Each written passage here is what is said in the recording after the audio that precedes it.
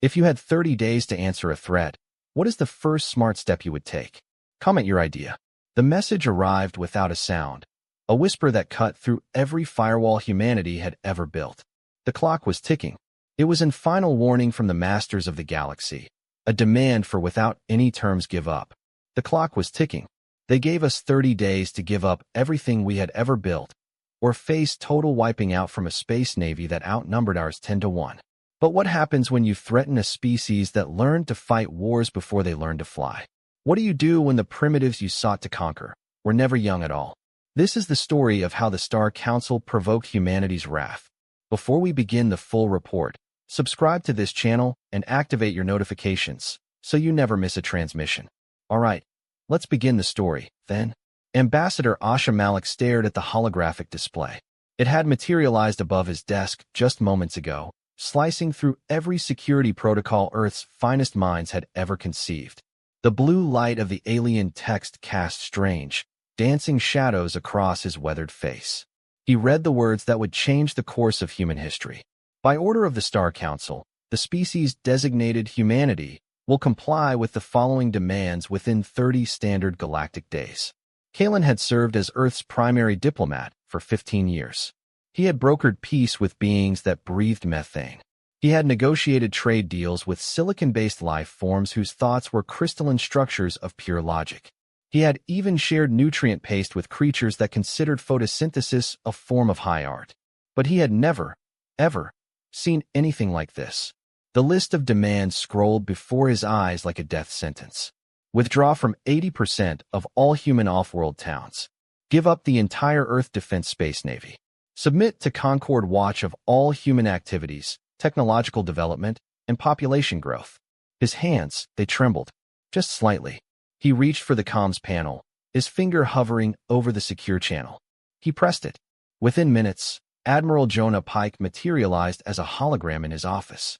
Her military uniform was crisp, its lines sharp and severe despite the early morning hour. Her silver hair was pulled back in a tight, regulation bun. For a decade, Rostova had commanded humanity's space forces, turning a collection of converted mining ships and outdated patrol craft into something that resembled a real space navy. She was the best they had, and it wouldn't be enough. Admiral Jonah Pike, we have a problem, Kalen said, his voice a low gravel. He forwarded the message. Rostova read in silence. Her face, usually a mask of calm authority, grew darker with each line. The muscle in her jaw tightened. When she finished, she looked up. There was fire in her eyes. They want us to give up everything, she said. Her voice was dangerously quiet. Everything we've built in 200 years of reaching for the stars. It gets worse, Kalen replied. He activated another section of the message. They're claiming we violated something called the non-interference protocols. Rostova's lips curled into a sneer. Non-interference? What did we do? We helped the Fenrir colonists build water treatment plants. We showed the agricultural settlements on Viridia how to increase their crop yields. Rostova snorted. Real dangerous stuff. Kalen pulled up a star chart of human space. Red markers flared to life, indicating the 42 off-world towns they would have to abandon. Blue markers showed the handful they would be allowed to keep. Earth, Mars, 3 small research stations. That was it. Look at this, Eva. Look at what they want to leave us with. Rostova studied the map, her tactical mind processing the implications. 27 million people live in those off-world towns. Where are they supposed to go? The message doesn't say, Kalen said heavily. I don't think they care. Both of them fell silent. The weight of the final warning settled in the small office like a shroud. For 2 centuries, humanity had spread across the stars with hope and determination. They had terraformed dead worlds, built new lives under alien suns, and made friends with dozens of species. They had contributed. They had built. Now, apparently, they had done too. LL. Kalen activated the final part of the message. The hologram shifted, revealing a live feed from the edge of human space. A space navy. A massive, alien space navy hung in the darkness. Hundreds of ships. Some were sleek and crystalline, catching the light of a distant star like polished gems. Others looked like living creatures, their hulls organic and pulsating, stretched across kilometers of space. All of them, every single one, bristled with weapons. They sent proof they mean business, Kalen said quietly. Admiral Jonah Pike leaned forward, her eyes narrowing as she studied the enemy formation. I count at least 400 ships. Our entire space navy is 60 vessels, and most of those are converted civilian craft. The Concorde represents 12 different species, Kalen added, his voice grim. Each one is thousands of years more advanced than us. Their smallest scout ships could probably destroy our largest battleships without breaking their shields. Rostova stood up abruptly. The hologram flickered as she began pacing the small space her projector allowed. So what do we do, Kalen? Roll over? Let them carve up human space like a birthday cake. President Sterling has called an emergency session of the Earth Defense Alliance. Every world leader, every off-world town governor, every space navy commander. We meet in 6 hours to decide humanity's response. And what response could we possibly have against that? Rostova gestured at the silent, menacing space navy on the display. Kalen had been asking himself that question since the message first arrived. He had spent his entire career studying alien cultures, learning their psychology. The Concorde species were ancient, powerful, and utterly convinced of their own superiority. They ruled the galaxy through a combination of overwhelming force and bureaucratic control that had lasted for millennia. But he had also learned something else. The galaxy was vast. Even the Concorde couldn't watch everything at once. There were cracks in their perfect system. Species that resented their rule. Worlds that dreamed of freedom. Humanity wasn't the first race to challenge the Concorde, but they might be the first to survive it. We fight, he said finally. Rostova stopped pacing. She stared at him. Kalen, did you hear me? 400 ships against 60. Tech gaps measured in millennia. They could wipe us out without breaking a sweat. Maybe, Kalen agreed. But they made one mistake. What's that? They gave us 30 days. The words hung in the air for a moment. But before either of them could speak again, the holographic display flickered. Another message was coming in. This one wasn't from the Concorde. It was a panic distress call from the human mining off-world town on Kepler 442. Near the frontier, the colonists had detected Concorde ships moving into their system. They were taking up attack positions. The aliens weren't waiting for the deadline. Kalen felt a cold dread settle in his stomach. The final warning had been about humiliation and control. This was different. This suggested something else entirely. They weren't planning to accept a human give up. They were planning to make an example of them. Admiral Jonah Pike. Kalen's voice was tense. How long would it take to evacuate the frontier off-world towns? Rostova was already running calculations in her head. Her face was a grim mask. With our current transport capacity? 3 months. Minimum. Maybe 6 if we had to move everyone. We don't have 6 months, Kalen said. We might not even have 6 days. They both understood what that meant. 15 million people lived on those frontier worlds. Families who had never seen Earth. Children born under alien stars. All of them were now targets in a war they hadn't started and couldn't possibly win. Kalen closed his eyes. He made the hardest decision of his career. Admiral Jonah Pike. I'm recommending to President Sterling that we reject the Concorde's demands. Kalen, that's suicide. Maybe, he said, opening his eyes. Rostova saw something in them she had never seen before. A cold, hard fury. But look at their terms again. Even if we give up, they want to control our population growth. They want watch of our tech. They want to treat us like children who can't be trusted with sharp objects. He leaned closer to the hologram. That's not peace, Eva. That's slavery. The Admiral was quiet for a long moment. When she finally spoke, her voice was steady, but grim. If we're going to fight, we need to be smart about it. Our ships can't match theirs in a direct engagement. What are you thinking? Kalen asked. Guerrilla warfare, she replied instantly. Hit and run. Make them chase us through every asteroid field and gas cloud in human space. Make them bleed for every off-world town they take. It wasn't much of a plan, but it was better than give up. The first attack came without warning, just as they had feared. Captain Zaravas was having breakfast with her 8-year-old daughter, Maya, when the alarm started screaming across New Manitoba off-world town. Through the large window of their apartment, she could see the agricultural fields stretching to the horizon under a pale blue sun.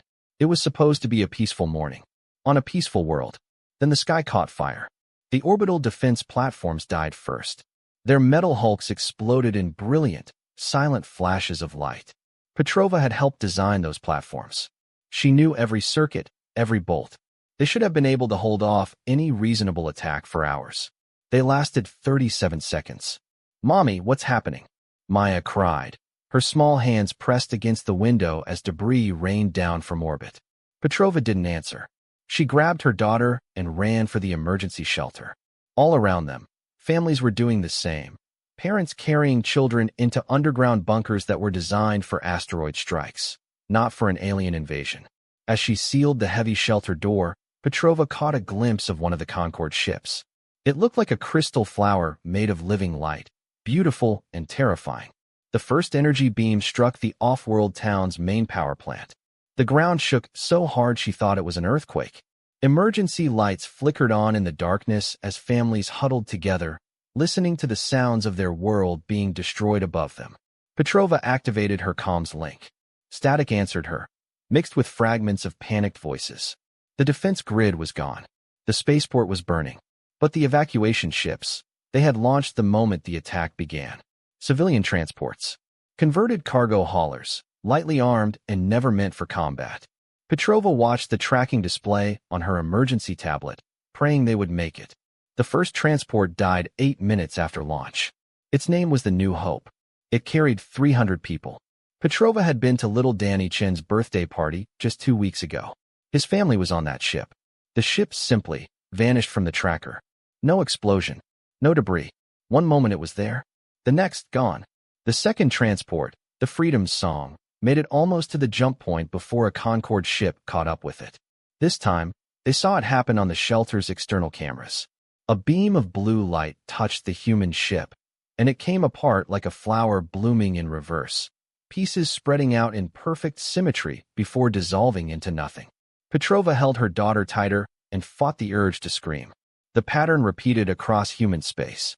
At the mining station orbiting Kepler 442, 3,000 workers watched helplessly as Concorde ships dismantled their facility piece by piece with some kind of molecular disruptor. Director Park's final message was simple. Tell Earth we tried to fight. Tell them we never surrendered. The research facility on Proxima Centauri B suffered the worst fate. The Concorde classified their joint human-alien medical research as weapons development and ordered its complete destruction. 50,000 people lived on that station. Dr. Noor Halim, the station director, broadcast all their research data, trying to prove they were working on cures, not weapons. The Concorde ships opened fire anyway. The destruction was methodical, merciless. Dr. Noor Halim's last message was relayed through emergency networks before they too went dark. They're not interested in truth. They just want us gone. In her command center deep beneath the surface of Luna, Admiral Jonah Pike received the reports. The tactical displays showed a galaxy on fire, red markers for destroyed facilities, gray for planets under occupation. But Rostova wasn't looking at the tactical display. She was watching the recovered video feeds from the evacuation ships, broadcast by their emergency beacons just before. They died. She saw families running for escape pods that would never launch. Children pressed against viewing ports, watching their homes burn. Parents holding babies as their ships came apart around them. President Sterling's voice crackled through the comm system. It was strained, filled with a cold fury. Admiral Jonah Pike, you have authorization for Project Chimera. A long pause. Whatever it takes, the president said. However long it takes, make them pay. Project Chimera. Humanity's deepest secret for 30 years.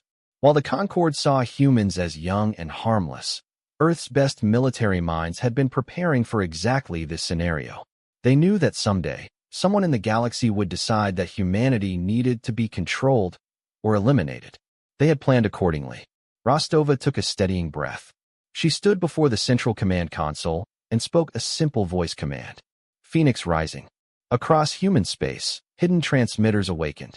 Modified civilian ships received coded signals and began changing course. Research facilities that appeared to be destroyed were actually deep underground, protected by holographic camouflage. Military units listed as destroyed in official reports began moving toward their assigned targets. The Concorde had won the first round with overwhelming force. They had killed thousands of innocent people and conquered human worlds with contemptuous ease. But they had also done something that no alien species had ever managed in 200 years of space exploration. They had made humanity truly angry. Deep beneath the surface of Ceres, in a facility that officially didn't exist, Dr. Noor Halim stared at the alien text spread across his lab tables. 3 weeks had passed since the first strike. Humanity was ready to strike back. The phase generators are the key, Park explained to Admiral Jonah Pike's hologram. The components, salvaged from the wreckage at Proxima Centauri b, glowed with their own internal light. They don't just move through solid matter. They briefly exist in multiple dimensions at once. Can we copy it? Rostova asked. Park laughed, a short, humorless sound. Copy it, Admiral Jonah Pike? I can barely understand what it does. This tech is thousands of years ahead of us. Then we don't copy it, Rostova said, her voice firm. We steal it. That was the heart of Project Chimera. Humanity couldn't outbuild the Concorde. They couldn't outgun them. But they could outthink them. The Concorde species were stronger, smarter, and lived longer. But they had one critical weakness. They had been the dominant power for so long. They had forgotten how to fight a truly desperate enemy. Humans, on the other hand, had been fighting desperate battles since the day they first looked up at the stars. Commander Eva Santos adjusted her stolen Concorde uniform. The genetic modifications made her skin crawl, but they allowed her to pass for a Zafran officer in dim lighting. The vocal implants in her throat were worse, but they let her speak the Zafran language with the perfect tonal frequencies. Remember, Rostova's voice came through her secure comms link. Once you're aboard that dreadnought, we can't help you. Santos nodded, checking her equipment. A set of standard Concorde maintenance tools, each one carefully redesigned by Earth's best engineers. They held hidden weapons, micro-explosives, and most importantly, a computer virus designed by humanity's top AI researchers. The plan was insane. A single human was going to infiltrate a Concorde dreadnought, the Eternal Decree, one of the most heavily defended ships in the galaxy, and attempt to capture it intact. The chances of success were near zero. But humanity was out of reasonable plans. She launched from a hidden base on Titan, piloting a modified Concorde shuttle. She approached the dreadnought through the debris field of the human off-world town ships the Concorde had destroyed, and left as a warning. Now, the wreckage provided perfect camouflage. Maintenance shuttle requesting permission to dock, she transmitted in flawless Zafran, using codes provided by humanity's network of deep cover agents.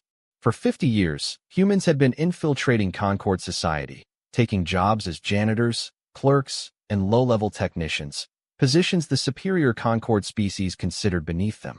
The response came immediately. Permission granted. Proceed to dock. ING Base 7. The codes were working. Santos made her way through the ship's corridors, following maintenance routes mapped by agents over years of careful observation. She passed 3 security checkpoints using forged codes. She nodded politely to an engineer who didn't give her a second glance. 43 minutes after docking, she reached the central computer core, a crystal matrix the size of a small building, pulsing with information. She connected her human-designed interface to the alien system. The virus was a masterpiece. Instead of trying to destroy the Concorde systems, it learned from them, adapting in real time. Within minutes, it began its work. First, internal communications went down. Then, the artificial gravity fluctuated, causing chaos throughout the ship. Finally, the weapon systems locked out their operators. The mighty dreadnought was defenseless. Santos activated her emergency beacon. Phase 2 was beginning. The human ships that emerged from hyperspace didn't look like much. Converted mining vessels. Cargo haulers with armor plating welded to their sides. But they had one advantage the Concorde had never encountered. They were crewed by humans who had nothing left to lose. All ships, begin boarding operations. Admiral Jonah Pike commanded from the bridge of the converted off-world town ship New Dawn. Remember, we need that ship intact. Human Marines stormed the Eternal Decree through multiple access points, using captured phase tech to move through the ship's armor like ghosts. Concorde security forces fought with skill, but they had never faced human desperation before. Marines who should have been dead kept fighting, their wounds catastrophic. Soldiers surrounded by enemies activated suicide charges to clear paths for their comrades. The battle for the ship lasted 3 hours. Commander Santos met Admiral Jonah Pike in the Dreadnought's command center. Both women were exhausted, but grinning. Human technicians worked frantically around them, downloading the ship's entire database. "How much did we get?" Rostova asked. "Everything," Santos replied, her voice filled with triumph. "Ship designs, tactical doctrines, Space Navy deployment schedules, even the personal files of Concord leaders. This changes everything." Rostova nodded, looking out at the stars through the massive viewing window. In the distance, she could see the wreckage of human off-world towns, the price her species had paid for this moment. But she could also see something else. Hope. "Signal the Space Navy," Rostova ordered. "We're taking our prize home." As the human Space Navy prepared to jump to hyperspace, Rostova sent a message back to Earth. A message that would change the course of the war. Phase 2 complete. We have their tech. Now, we make them pay for every drop of human blood they've spilled. The hunters had just become the hunted. 6 months later, the war had transformed. In the massive shipyards orbiting Luna, human workers labored around the clock, building ships that shouldn't exist. They were hybrid vessels, combining the brutal pragmatism of human engineering with the impossible physics of Concord tech. They were beautiful, and they were terrifying. Admiral Jonah Pike had been planning the attack for months, ever since the captured data from the Eternal Decree revealed the Concord's greatest weakness. The Vega shipyards, the heart of their military power, a massive complex that had built warships for 3,000 years. Destroying it wouldn't just cripple their military. It would prove to every species in the galaxy that the ancient regime could be beaten. The attack Space Navy assembled in the empty space between star systems. Humanity's original Space Navy of scrap metal warships was still there, but now they carried hybrid weapons and Concord shield generators. Alongside them were the new constructions, metal sculptures of controlled fury. But the most important vessels in the Space Navy didn't look dangerous at all. They appeared to be standard human cargo haulers, and their holds were filled with something more valuable than any weapon. Representatives from 17 different alien species, all of whom had suffered under Concord rule for centuries. The attack began with what appeared to be a routine supply convoy approaching the Vega system. Commander Santos, promoted after her success, led the infiltration team from the bridge of a modified cargo hauler. They used phase tech to materialize inside the shipyard's central control facility. They moved like ghosts through corridors that should have been impregnable. Within minutes, the shipyard's orbital defenses went dark, just as Admiral Jonah Pike's Space Navy emerged from hyperspace. The Battle of Vega became a legend. Human ships struck from impossible angles, their hybrid tech allowing them to phase through solid matter and attack from multiple dimensions at once. The real shock came when the cargo haulers transformed into assault vessels, and the transport ships revealed their secret cargo. Rebel fleets from 17 different species. The sight of Kathari warships fighting alongside human vessels sent shockwaves through the Concord command structure. For 3,000 years, no one had dared to openly challenge their authority. Now, they faced a coalition of rebels inspired by humanity's impossible success. The decisive moment came when Rostova deployed humanity's newest weapon, AIG-guided swarm missiles that adapted their targeting in real time. Unlike the programmed weapons the Concord used, these missiles literally thought like humans, changing tactics mid-flight to exploit weaknesses their targets didn't even know they had. The Concord's perfect defensive formations crumbled under the assault of weapons that refused to follow predictable patterns. When the Vega shipyard's central facility finally exploded, taking 3,000 years of accumulated data with it, the remaining Concord forces broke and ran. The victory was complete. The message was clear. The ancient regime was not invincible. 2 years after the Battle of Vega, Ambassador Asha Malik stood in the great assembly hall that had once been the Concord's seat of power. The war was over. The Concord had collapsed from within, its member species voting to dissolve their own government and join the new Galactic Federation. Where once 12 species had ruled over hundreds, representatives from 47 different civilizations now gathered to debate the future of the galaxy. It was a democracy. It's hard to believe this all started with a 30-day final warning, Admiral Jonah Pike said, joining him on the viewing platform. They thought they were crushing a rebellion, Kalen replied. Instead, they created one. Below them, a debate was raging. Some species, like the Kathari, believed humanity should lead the new federation as they had led the rebellion. Others feared replacing one dominant species with another. Rostova stepped forward to address the assembly. Representatives of the Federation, her voice was clear and strong. Humanity doesn't want to govern the galaxy. We want to help build something better. She outlined humanity's proposal. No single species would hold ultimate authority. Leadership positions would rotate among all member civilizations. Military forces would be integrated, with humans, Kathari, Nexari, and others serving together on the same crews. The Federation would be dedicated to protecting the freedom of all its members, not just the strong ones. The final vote was unanimous. The Galactic Federation would be governed by the principles humanity had proposed: equality, cooperation, and mutual defense. As the assembly adjourned, Kalen and Rostova stood together on the observation deck, looking out over the capital city. Beings from dozens of worlds bustled in the streets below. Children of multiple species played together in the parks. It wasn't perfect. There were still tensions, economic problems, political disputes, but it was free, and that made all the difference. Do you think it will last? Rostova asked. Kalen considered the question, watching as human vessels flew alongside Kathari cruisers and converted Concord ships, all now serving under Federation colors. It'll last, he said finally. As long as people remember what they're fighting for. As long as they remember that freedom is worth defending, no matter the cost. The war was over. The real work of building a better galaxy was just beginning.